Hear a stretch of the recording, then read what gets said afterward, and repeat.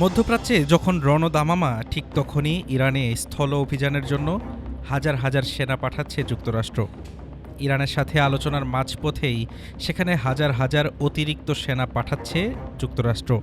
রয়টার্সের খবর অনুযায়ী যে কোনো মুহূর্তে মোতায়েন হতে পারে সেনাবাহিনীর অভিজাত ৮২তম এয়ারবোর্ন ডিভিশন।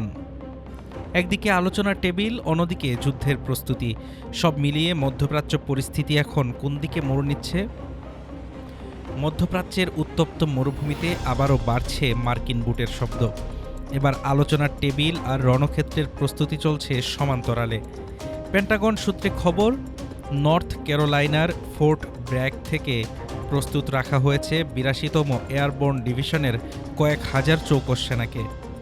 রয়টার্স বলছে, প্রাথমিকভাবে ১,০০০ সেনা পাঠানোর কথা থাকলেও সংখ্যাটা ৪,০০০ পর্যন্ত পৌঁছাতে পারে।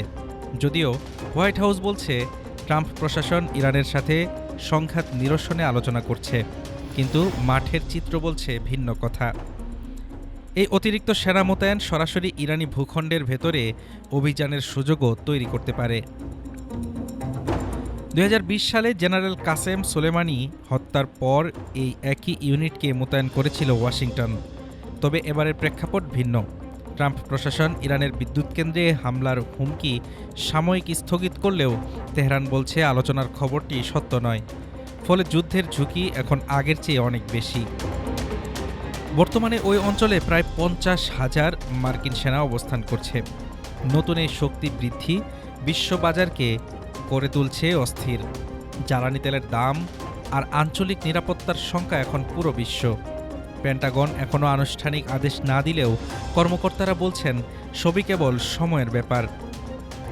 কূটনীতির আড়ালে কি তবে বড় কোনো সামরিক অভিযানের ছক আঁকছে পেন্টাগন, নাকি এটি কেবলই তেহরানের উপর চাপ তৈরির কৌশল? উত্তর যাই হোক, চতুর্থ সপ্তাহে গড়ানো এই উত্তেজনা পুরো মধ্যপ্রাচ্যকে এক অনিশ্চিত ভবিষ্যতের দিকে ঠেলে দিচ্ছে। হাফিজুর রহমান তুষার, ঢাকা টুডে।